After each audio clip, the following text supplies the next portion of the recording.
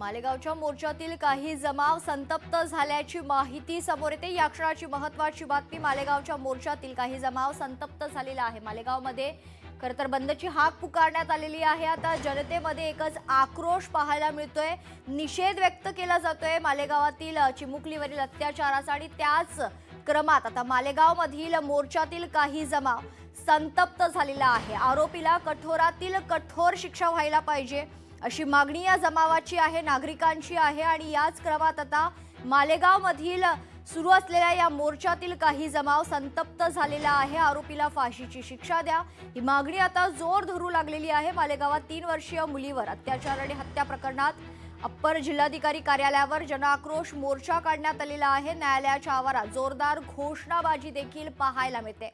तर याच मोर्चात सहभागी झालेला हा जमाव आता संतप्त झालेला आहे। एकच आक्रोश आपल्याला पाहायला मिळतो। ही दृश्य आपण पाहतोय जिल्हाधिकारी कार्यालयाबाहेरची। या कार्यालयाबाहेर जमावाच्या वतीनं एकच आक्रमक पवित्र आपल्याला पाहायला मिळतोय। आरोपीला कठोरातील कठोर शिक्षा व्हायला पाहिजे, फाशीची शिक्षा द्या ही मागणी आता जोर धरू लागलेली आहे। आणि निवेदन देण्यासाठी आलेल्या या जमावाच्या वतीनं आता एकच आक्रोश आपल्याला या ठिकाणी पाहायला मिळते। मालेगावातील ही दृश्य अप्पर जिल्हाधिकारी कार्यालयावर जनआक्रोश मोर्चा काढण्यात आलेला आहे। न्यायालयाच्या आवारात जोरदार घोषणाबाजी देखील पाहायला मिळते।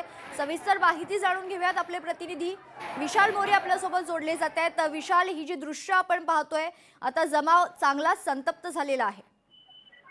नक्कीच मेघना, जो मालेगावच्या तालुक्यातील डोंगराळे गावातील जी चिमुकली होती तिच्यावर जो अत्याचार प्रकरणी संपूर्ण मालेगावकर हे एकवले होते। तालुक्यातून सुद्धा बरेचसे नागरिक या ठिकाणी आलेले होते आणि महिलांचा सुद्धा मोठा सहभाग या मोर्चात होता। आणि अतिशय शांतपणाने हा मोर्चा रामसेतू पुलावरून निघाला होता आणि अप्पर जिल्हाधिकारी कार्यालयापर्यंत येऊन थांबला होता।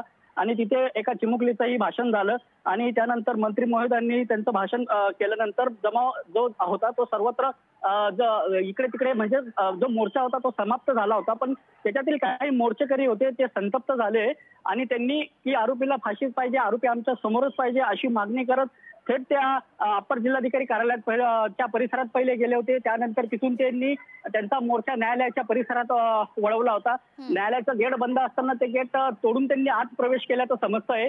आणि त्या परिसरात इथे आल्यानंतर जे न्यायालयाचं मुख्य प्रवेशद्वार आहे त्या प्रवेशद्वारामधून न्यायालयात घुसण्याचा त्यांनी प्रयत्न केला, तर सुरक्षा रक्षकांनी न्यायालयाचं दार जे आहे ते बंद केलं। मात्र जे शटर एक साईडनी जे लावलेलं होतं कोर्टाच्या या आवारात परिसरात, तर त्याच्यावर लाथाबुक्क्यांनी मारहाण करून ते गेट तोडण्याचा प्रयत्न काही मोर्चेकऱ्यांकडून करण्याचा प्रयत्न झाला आहे।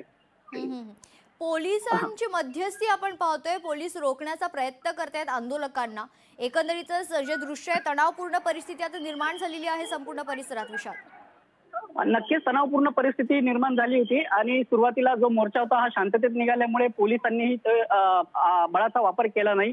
मात्र नंतर ज्यावेळेस मोर्चा हा हिंसक व्हायला लागला आणि काही मोर्चेकरी हे हिंसक होऊन प्रवेश करायला लागले, त्यावेळेस पोलिसांनाही त्यांचा बळाचा वापर करावा लागला। त्यांनी पोलिसांचा मोठा फौजफाटा देखील या परिसरात त्यांना पाचारण करावं लागलं आणि थोडासा सौम्य हा लाठीमार करून जे बाकीचे जे आहेत जे हिंसक मोर्चेकरी आहेत ज्यांनी हा आंदोलन विस्कटण्याचा जो प्रयत्न केला त्यांना इथून पांगवण्याचा प्रयत्न या पोलिसांतर्फे करण्यात आला आहे। विशाल, जर आपण पाहिलं, हा राग आपल्या लक्षात येतोय, हा राग आहे एका चिमुकलीवर अत्याचार करून हत्या झाल्यानंतर हा राग जमावाचा जो आहे ते दृश्य आपल्याला पाहायला मिळत आहेत। मात्र कुठेतरी कायदा आणि सुव्यवस्था हातात घेऊ नये याचा देखील विचार या जमावानं करायची गरज निर्माण झालेली आहे। विशाल, नक्कीच मेघना, जर विचार केला तर आता ज्योतिताई वाघमारे यांनी सुद्धा सांगितलं की मी एक स्वतः महिला आहे, जर कायद्याच्या चौकटीत जर नसतं तर मी याला आरोपीला फासावर लटकवलं असतं। मात्र कुठेतरी कायदा आहे, कायद्याच्या माध्यमातून आरोपीला 100% ही शिक्षा केली जाईल। तेच आता मंत्री दादाजी भुसे यांनी सुद्धा जे सांगितलं की आरोपीला कडक शासन करण्यात येईल। आणि त्यात एक महत्वाची गोष्ट म्हणजे की जर आरोपीला ज्या मागच्या तारखेला काल कोर्टात हजर करण्यात आलं तर त्याचे पोलीस उपअधीक्षक म्हणून भाविस्कर आहेत ज्यांच्याकडे हा चार्ज होता, तर त्या चार्ज मध्ये त्यांनी काहीतरी आरोपीला मॅजिस्ट्रेट कस्टडी मागितली की जेणेकरून त्याला जो आहे बेनिफिट हा आरोपीला मिळू शकतो। अशी गोष्ट कानावर ऐकल्यानंतर मंत्री स्वतः इथे संतप्त झाले आणि त्यांनी पोलीस प्रशासनावर ताशेरे ओढले आणि जनतेकडून सुद्धा असा प्रतिसाद मिळाला की सदरचे जे डीवायएसपी भाविस्कर आहे यांना कुठेतरी आता निलंबित करावा असं सुद्धा जनतेची मागणी झाली आणि तो रोष आता कुठेतरी व्यक्त होताना दिसतोय मेघना. विशाल, पोलीस या जमावाला थांबवण्याचा पूर्ण प्रयत्न करतायत, मात्र कुठेतरी या जमावापुढे पोलीस यंत्रणा कमी पडते का? हा, नक्कीच जमाव मोठा असल्या कारणाने थोडंसं जो पोलिसांचं बळ आहे हे कमी पडतं आहे मेघना. मात्र काही सामाजिक कार्यकर्ते आहेत, त्याच्यात महिला आहेत, पुरुष आहेत, या दोघांना बोलवून कुठेतरी आता जमावाला समजवण्याचा आणि प्रयत्न या ठिकाणी केला जातोय मेघना.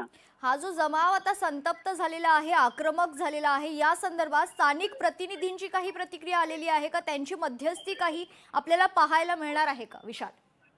नाही, नक्कीच स्थानिक जे प्रतिनिधी आहेत, कारण जो जमाव आहे हा स्थानिक नसून कुठून बाहेरच्या खेड्यांवरून तालुक्यातून. विशाल, माफ करा, काही क्षणासाठी मी आपल्याला थांबवतो. लोकशाही मराठी ऐका, पहा, जागरूक रहा.